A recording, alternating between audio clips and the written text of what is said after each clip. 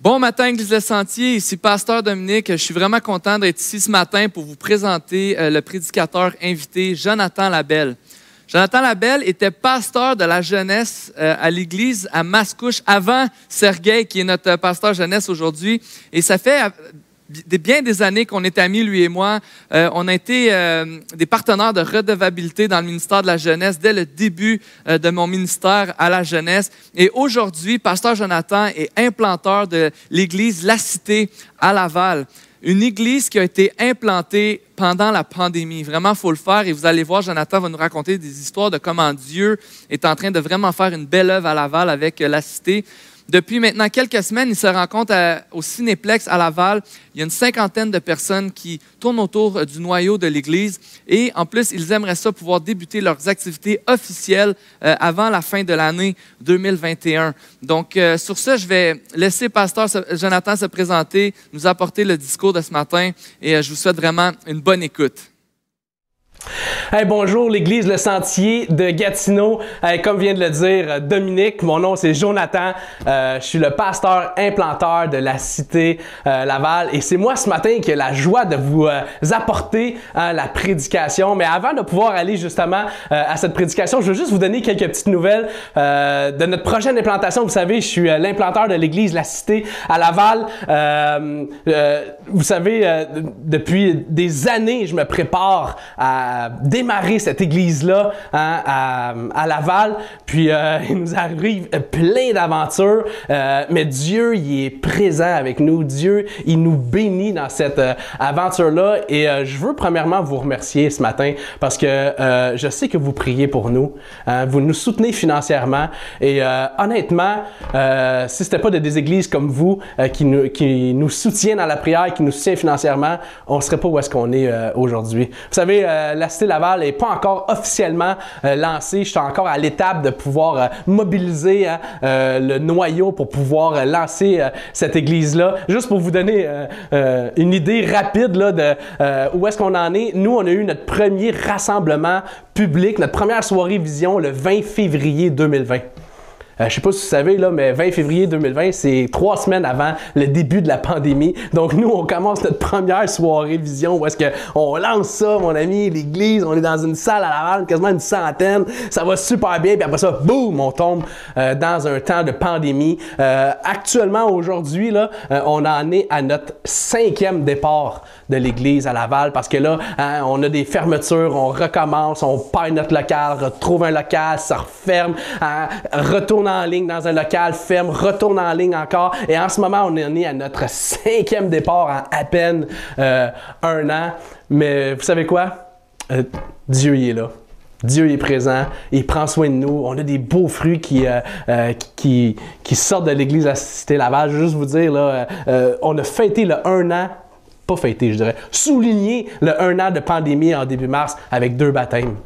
C'est pas extraordinaire ça, même si on est pris à la maison dans un temps de pandémie où est-ce que c'était vraiment difficile, mais à travers tout ça, Dieu nous a permis d'accompagner 2 jeunes femmes, puis ils se sont fait baptiser au mois de février. Actuellement, il y a 2 autres jeunes femmes qui sont en processus de connaître Jésus, de se joindre à l'Église, de fréquenter notre Église, puis de se poser des questions, puis qu'on veut accompagner à l'Évangile, l'amener à Jésus. Donc, si vous voulez prier pour ces 2 jeunes femmes-là, Nadia, Joanie, qui sont avec nous, c'est 2 personnes que Dieu place avec nous, puis on est vraiment content de pouvoir les accompagner puis les voir avec nous à l'église de la Cité. Écoutez, on se réunit en ce moment au Cinéplex Laval, le cinéma Colossus sur le bord de la 15 à tous les dimanches et on est vraiment bénis et on croit que Dieu, là, dans les prochaines semaines, là, il va nous permettre de pouvoir officiellement on peut s'ouvrir au grand public, à tout le monde, nos rencontres pour qu'on puisse le faire connaître à tout le monde dans la ville de Laval puis sur la Rive-Nord, qu'on puisse faire connaître l'Évangile, qu'on puisse faire connaître Jésus. Donc, je voulais commencer en vous remerciant pour votre soutien, vous remerciant pour vos prières. Ça porte fruit. Il y a des gens qui apprennent à connaître Jésus à cause de vos prières puis votre soutien. Merci.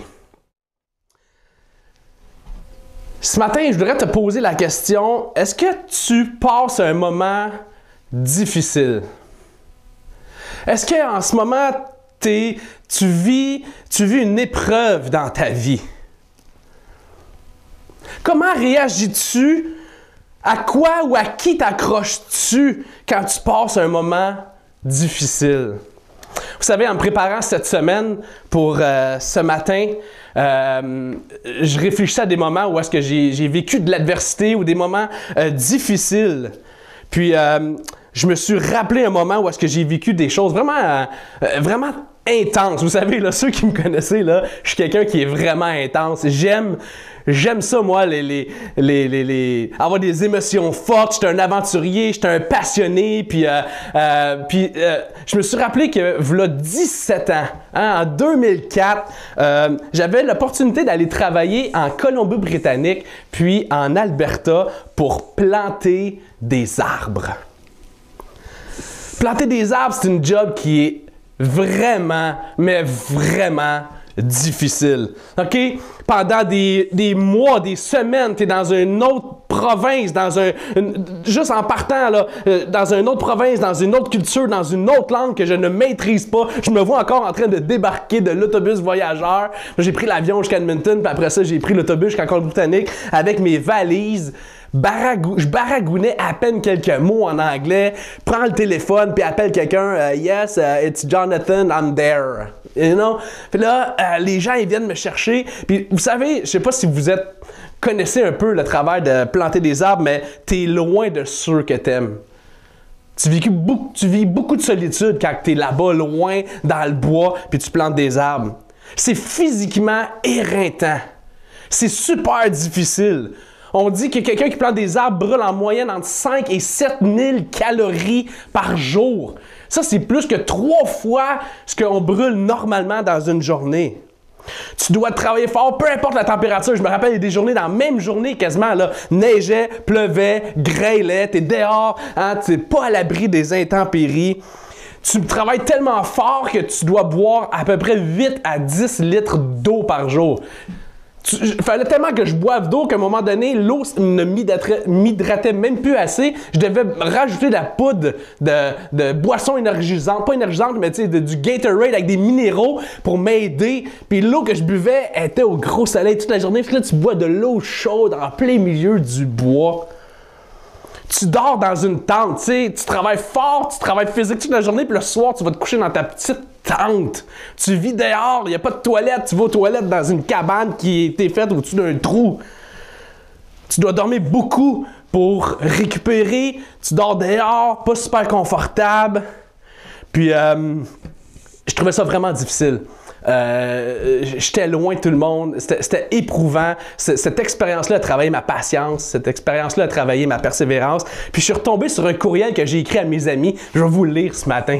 Je suis retombé sur un courriel que j'ai écrit à mes amis le 2 juillet 2004. Il est 2h40 de l'après-midi. Salut tout le monde. Et oui, je suis encore en vie. Pas fort, mais en vie. La semaine après mon retour de vacances a été terrible. La pire. J'avais mal aux épaules. J'avais des ampoules sur chaque orteil du pied gauche. Je m'imaginais au camp Brochet avec toute la gang de moniteurs ou bien à la maison avec mes amis. Ouh là là, plus d'une fois, j'en ai eu les larmes aux yeux. Mais le vendredi, quand j'ai vu ma paye, je braillais de joie.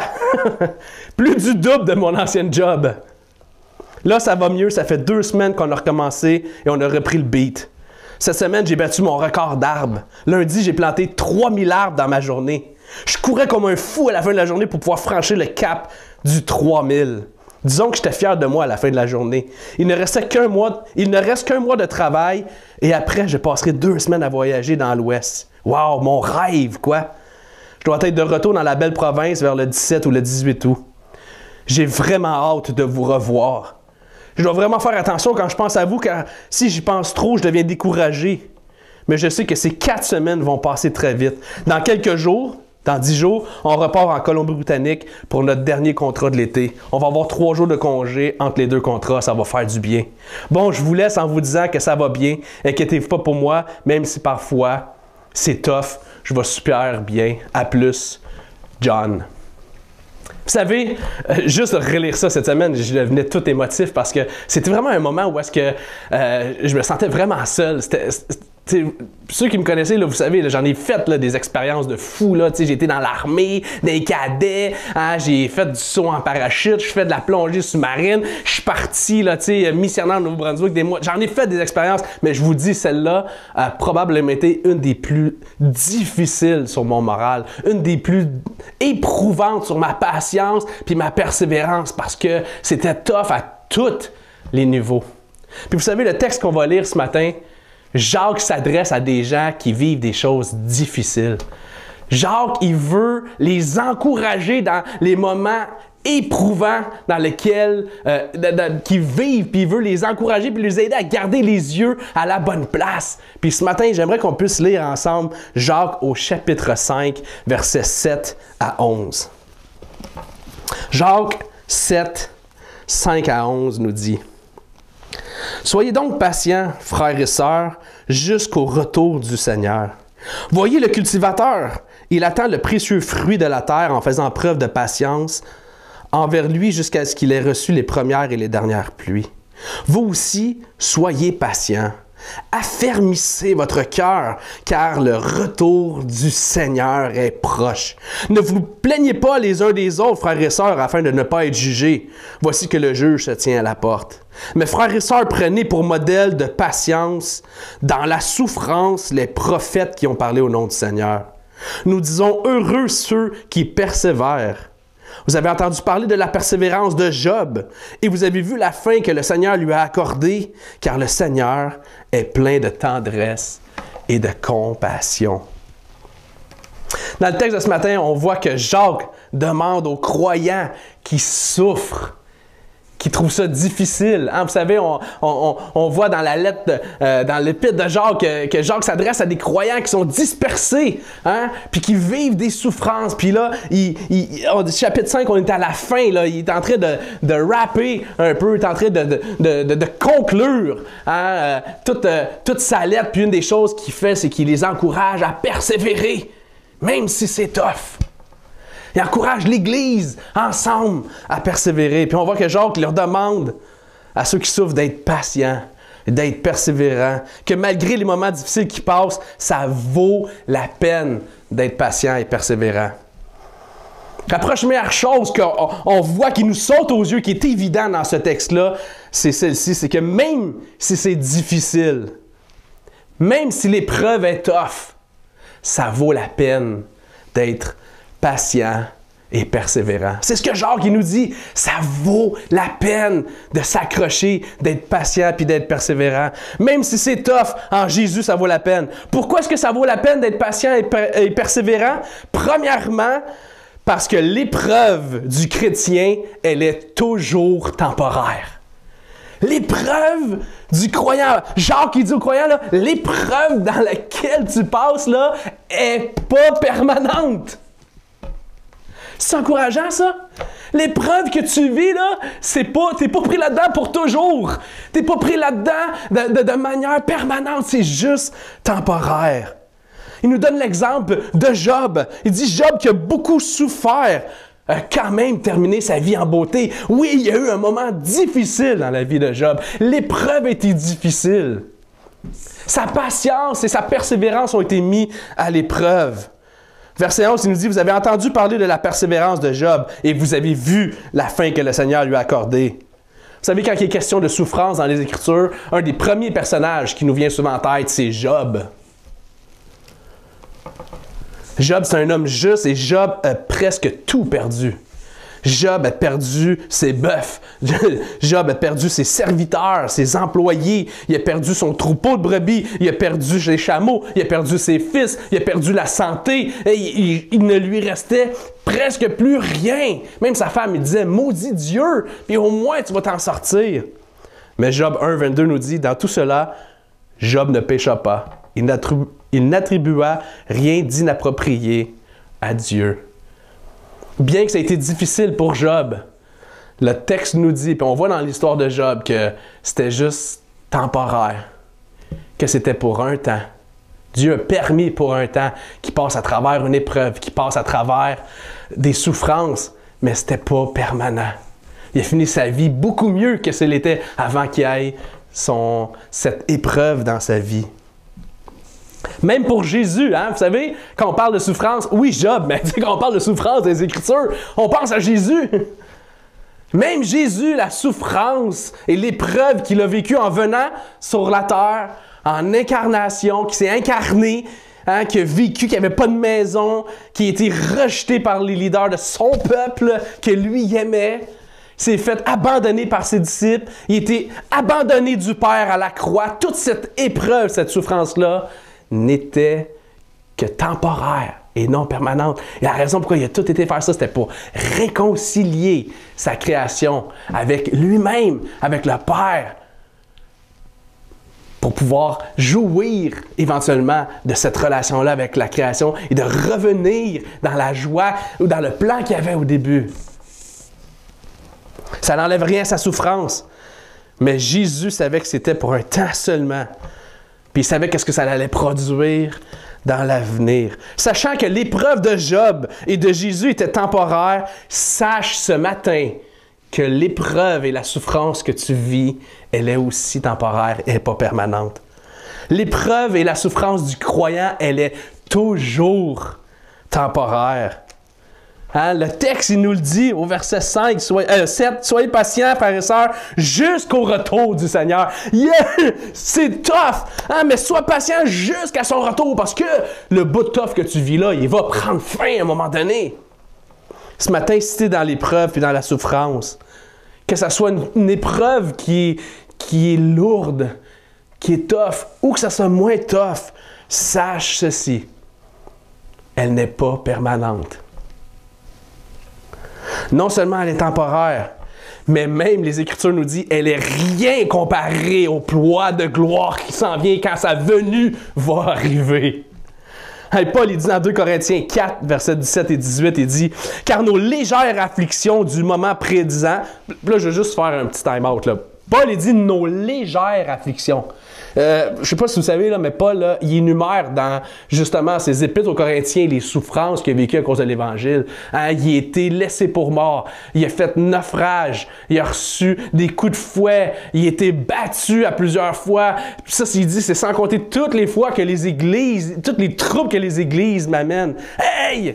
Il en a vécu les épreuves pour l'Évangile! Bien plus que moi!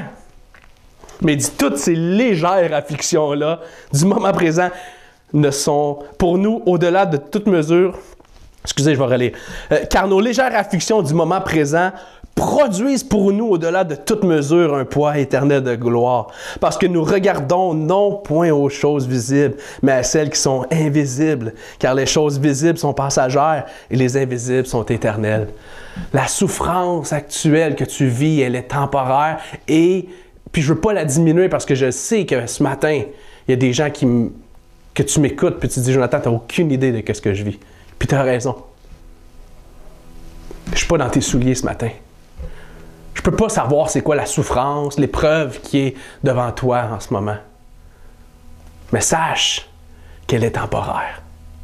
Je ne veux pas la diminuer, mais sache que à côté de toute la grandeur de ce qui s'en vient, si tu es un disciple de Jésus, si tu suis Jésus, hein, c'est rien. Elle est un souffle comparé à l'éternité de joie qui est devant toi. Donc, pourquoi est-ce que ça vaut la peine d'être patient et persévérant? Mais premièrement, parce que la situation dans laquelle que tu es, si tu es un enfant de Dieu ce matin, un chrétien, ta situation est temporaire. Deuxièmement, pourquoi est-ce que ça vaut la peine de continuer d'être patient et persévérant? C'est que la récompense de notre patience et notre persévérance sera rien d'autre que la présence de Jésus lui-même. La présence. Le texte nous dit, soyez donc patients, frères et sœurs, jusqu'au retour de l'avènement de Jésus. Jusqu'à temps que Jésus, sa présence, va finalement être là. Puis vous savez, ça, c'est ce qui vous procure la joie.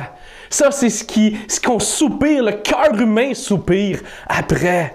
C'est la récompense de la patience et de la persévérance de se dire, finalement, je vais être dans sa présence.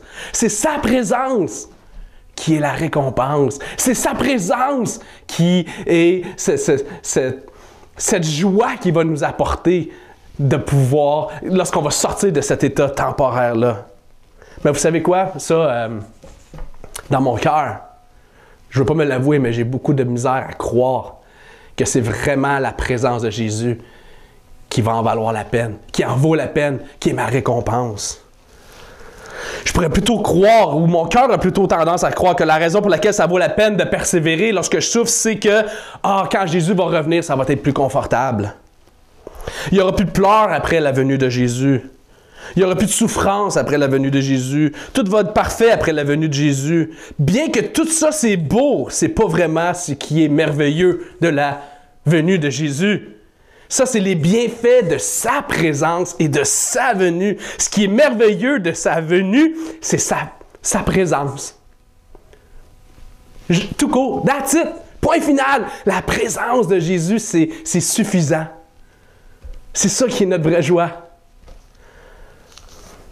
Vous savez, à un moment donné, j'étais au téléphone avec quelqu'un dans l'église qui souffre, qui souffrait beaucoup, tu sais. Puis cette personne-là me partageait à quel point qu'elle a, elle essaie d'être avec Dieu, puis là, elle dit, là, je me sens pas mieux, tu sais, puis là, ça va pas mieux, puis à un moment donné, je voulais pas être trop tough avec cette personne-là, mais je sentais qu'il fallait que je lui dise, là, tu sais, que je dis, mais écoute, j'ai l'impression, ou je t'encourage à pas juste rechercher les bienfaits de la présence de Dieu, mais de rechercher sa présence, de rechercher lui premièrement. Et pas juste les bienfaits qui découlent d'être avec lui. Vous savez, des fois, là, on veut les bienfaits de la présence de Jésus, hein, les récompenses ou le confort puis la joie que sa présence procure plus que sa présence lui-même. C'est parce que Jésus va être là qu'on va goûter du réconfort. C'est parce que Jésus, il va être présent qu'il n'y aura plus de pleurs. C'est parce que Jésus va être présent qu'il n'y aura plus de souffrance. C'est parce que Jésus est parfait que tout sera parfait. Donc, courons après sa présence plus que après les bienfaits qui découlent de sa présence. C'est juste là qu'on va pouvoir goûter la joie de sa présence. La présence du roi des rois. Donc, pourquoi, comme j'ai dit, est-ce que ça vaut la peine d'être patient, persévérant? Mais c'est parce que la situation dans laquelle on vit est temporaire, n'est pas permanente. Deuxièmement, c'est parce que notre récompense, c'est la présence de Dieu. On peut y goûter un peu là en passant du temps avec lui, mais un jour, on va le voir pour vrai. Un jour, il va revenir, puis on va être en relation avec lui, puis là, toute chose va devenir nouvelle. Mais là, peut-être que tu me dis, « ouais, c'est beau, Jonathan. » Un jour. Mais là, en ce moment, ça fait mal. Là, en ce moment, c'est difficile. Qu'est-ce que je peux faire? Mais Jacques nous dit, qu'est-ce qu'on peut faire en attendant sa venue? Hein? Qu'est-ce qu'on peut faire en attendant sa venue? Deux choses. Premièrement, le verset 8 nous dit, affermissez votre cœur. Premièrement, prends la décision, prends la résolution dans ton cœur que peu importe l'adversité, c'est à Jésus que tu vas t'accrocher. En attendant, tu trouves ça tough, mais premièrement, prends un engagement. Accroche-toi, puis accroche-toi pas après n'importe quoi, n'importe qui. Vous savez, quand on souffre, quand on passe des épreuves, notre tendance naturelle, charnelle, c'est de s'accrocher à des gens ou à des choses autour de nous. Je peux m'accrocher après ma conjointe, puis là, aide-moi, viens me sortir de la situation dans laquelle je suis. Ou je peux m'accrocher après mes enfants, ou mes petits-enfants, ou ma famille, ou mon travail. Mais la première chose que tu peux faire, que Jacques nous dit de faire ici, c'est affermis ton cœur. Prends la décision dans ton cœur que c'est à Jésus que tu vas t'accrocher. C'est à son retour que tu vas t'accrocher. Prends cette résolution. L'idée ici dans le texte, c'est de dire, prends la ferme décision. Engage-toi de dire, non, c'est à Jésus que je vais m'accrocher. C'est à sa présence.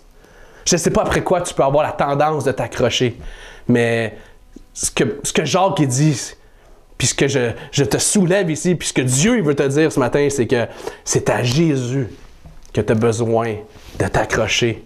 C'est à lui que tu peux. Toutes les autres choses alentour auxquelles tu vas t'accrocher ne pourront te tenir, ne pourront pas t'apporter ce que tu cherches. Puis même, qu'est-ce qui arrive souvent quand je m'accroche après des gens ou des choses alentour de nous, c'est que je mets un poids. Je mets le poids sur eux d'être le sauveur de mon cœur.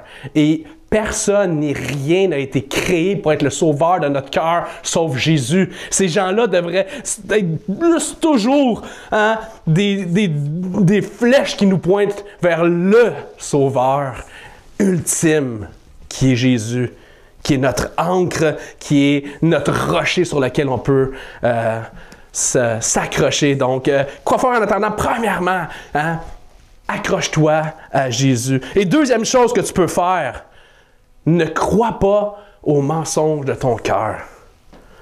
Deuxièmement, ne crois pas aux mensonges que Dieu est insensible à ta situation. Le verset 11 nous dit, « Le Seigneur est plein de tendresse et de compassion. » Vous savez, lorsqu'on vit de l'épreuve, lorsqu'on souffre, notre cœur a la tendance de croire le mensonge que Dieu est insensible. Notre cœur a cette tendance de croire que Dieu il est loin. Dieu, excusez l'expression, mais il s'en fout royalement. Dieu, même à la limite, des fois on peut se dire, ben, il me fait payer.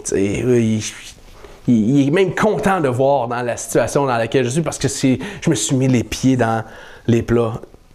Lorsqu'on vit l'épreuve, lorsqu'on souffre, notre cœur a cette tendance de penser que Dieu est sans compassion, que Dieu n'est pas concerné par notre situation.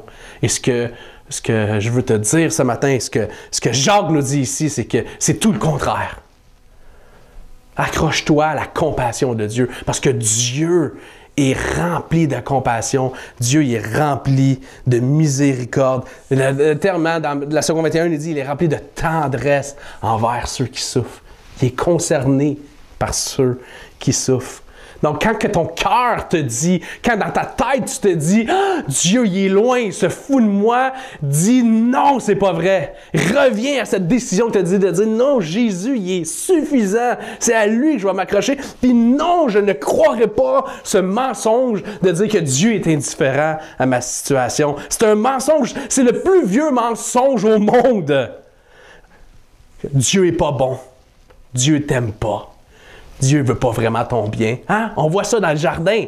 Hein? C'est le serpent, c'est ce que Satan il a dit à Ève quand il est venu la tenter. Ah, Dieu, as-tu vraiment dit ça? Dieu, il t'aime-tu vraiment? Il est-tu vraiment comme concerné par toi? Hein? Le plus vieux mensonge. Trop souvent, on mesure la compassion de Dieu en fonction des circonstances dans lesquelles on vit. Autant dans les bonnes que dans les mauvaises. Puis ça, je le répète souvent, trop souvent, on croit que la compassion, son amour, son affection, sa tendresse envers nous est dépendante des situations dans lesquelles on vit dans notre quotidien. Ça va bien au travail, Dieu m'aime, puis Dieu il prend soin de moi, alléluia! Ça va bien dans mon couple, Dieu m'aime, Dieu prend soin de moi. Ça va bien dans mes études, à l'école, au cégep, au secondaire, à l'université. Dieu, il m'aime, Dieu prend soin de moi. Mais, je vis des difficultés au travail. Il y a quelqu'un qui m'a volé mon poste. Il y a quelqu'un qui parle dans mon dos. Dieu se fout de ma situation, Dieu, il m'aime pas. Je vis des difficultés dans mon couple. Ça va mal avec mon conjoint, ma conjointe. Dieu, il m'aime pas. Dieu, il s'en fout de ma situation. Je vis des difficultés à l'école. Dieu se fout de ma situation. C'est pas bon, ça. Hein? La bonne mesure de la compassion, de l'amour, de la tendresse de Dieu n'est pas nécessairement les situations dans lesquelles on vit dans le quotidien. Si ça va bien, Dieu il m'aime, il prend soin de moi, puis ça va pas bien, Dieu m'aime pas, puis il prend pas soin de moi. Non, l'amour, la tendresse, la compassion de Dieu est toujours à son maximum envers toi si tu es son enfant ce matin. Toujours à son comble. Puis la bonne mesure, c'est de regarder à la croix. Je répète souvent, puis je sais peut-être tu m'as déjà entendu répéter ça, mais je me tanne pas de le répéter. J.D. Greear dit ça dans son livre L'Évangile. La bonne mesure de compassion de Dieu, c'est la croix. Tu doutes ce matin que Dieu t'aime, tu doutes qu'il est concerné, puis que de l'amour et de la tendresse pour toi parce que ça va mal dans ta vie. Arrête de regarder les circonstances de ta vie et pointe tes yeux à la croix, puis rappelle-toi que le Fils de Dieu, Jésus, l'homme parfait, qui n'avait jamais péché, qui a toujours obéi, a été là pour toi parce qu'il t'aime. Parce qu'il voulait te réconcilier avec le Père. Parce qu'il ne voulait pas que tu passes en jugement. Il voulait que tu sois dans sa présence pour l'éternité. Oui, pour un bout, c'est tough, mais pour l'éternité, tu vas pouvoir jouir de sa présence. La bonne mesure de compassion et de tendresse de Dieu est l'amour qu'il a démontré pour toi en allant à la croix. Lorsque Dieu te voit dans ta souffrance, ses entrailles se retournent. Ça vient de... Jésus, on voit ce terme-là régulièrement quand il voit la foule qui n'ont pas de berger. Il est ému de compassion. Le terme ici, là, je ne sais pas si ça t'est déjà arrivé, là, mais tu es tellement émotionnellement pris que dans ton ventre, ça se vire. Hein? Le texte qu'on lit aujourd'hui aussi, c'est ce que Dieu il dit. Jacques, il dit là, Dieu, là, il est plein de compassion. Il est plein de tendresse. Il est vraiment concerné par ce que tu es en train de vivre. Puis il t'a tout donné. Il t'offre tout pour que tu puisses goûter la vraie joie. Attache-toi à lui. Accroche-toi à lui. Viens le voir à lui. Attache-toi pas, accroche-toi pas à plein d'autres choses alentour. Va à lui. Dieu n'est pas à blâmer pour les épreuves que tu vis. Dieu est avec toi dans les souffrances que tu vis, puis il dit, je suis là. T'en as plus pour longtemps. Regarde ce qui t'attend. Lâche pas. On va bientôt être ensemble. Ça va être terminé. Ça m'a coûté cher de te sortir de cette situation-là, mais je l'ai faite parce que je t'aime. Ce matin, je sais pas c'est quoi les épreuves qui t'amènent la souffrance. Peut-être c'est dans ton couple, peut-être c'est au travail, peut-être que juste la pandémie là, t'a magané. T'a amené à vivre de la solitude, t'amène dans une situation éprouvante, difficile. Je ne sais pas c'est quoi les épreuves que tu traverses, mais je veux terminer en te disant que ça vaut la peine d'être patient puis d'être persévérant jusqu'à sa venue. Ça vaut vraiment la peine. Ça vaut la peine parce que c'est temporaire. Je sais, quand on est dedans, ça fait mal. Je souffre, moi aussi. Puis ça me fait tellement du bien de réaliser ce matin que Dieu il m'aime. Puis il est concerné dans ce que moi je suis en train de vivre. Il ne fait pas juste me laisser là, m'abandonner, puis débrouille-toi. Dieu, il est concerné par ce que tu vis. Puis la situation souffrante dans laquelle on vit est temporaire. Elle n'est pas permanente. Jésus est avec toi. Jésus, il est là. Puis ultimement, notre récompense, c'est qu'on va être avec lui. On va être dans sa présence. On va le voir de nos yeux. Un jour, on va être avec lui. Ça va être glorieux. En attendant, prends cette résolution dans ton cœur. Prends cette ferme décision de dire, c'est à lui que je vais m'accrocher. Peu importe comment ça va aller alentour de moi, c'est à lui que je vais m'accrocher, puis je vais m'accrocher au fait que c'est sa compassion, je peux la mesurer à la croix, à son amour, parce qu'il est plein de compassion. Dieu a un cœur plein de compassion ce matin pour toi qui souffres. Prions. Papa, ça me fait du bien ce matin de réaliser que ton amour est débordant pour moi, que tu es plein de compassion. Toutes les épreuves qu'on peut vivre, tu peux, toi Jésus, t'y identifier. Tu as connu tellement d'épreuves, puis tu as fait ça pour moi. Merci Papa que tu as envoyé Jésus à la croix pour moi, puis que tu as fait ça pour que la situation dans laquelle je suis elle puisse être juste temporaire et pas permanente. Sans ton sacrifice à la croix, Jésus, je serais dans une épreuve permanente.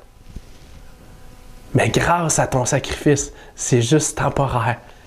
Ah, j'ai de la misère à croire, j'ai de la misère à voir le moment où tu vas revenir, puis à y croire. Mais Jésus, aide-moi, aide-nous à nous, dans l'Église qui sommes dans la souffrance, à s'accrocher à toi, à prendre la décision que tu en vaux la peine. Aide-nous à être patients et persévérants jusqu'au bout. Au nom de Jésus, je te prie. Amen.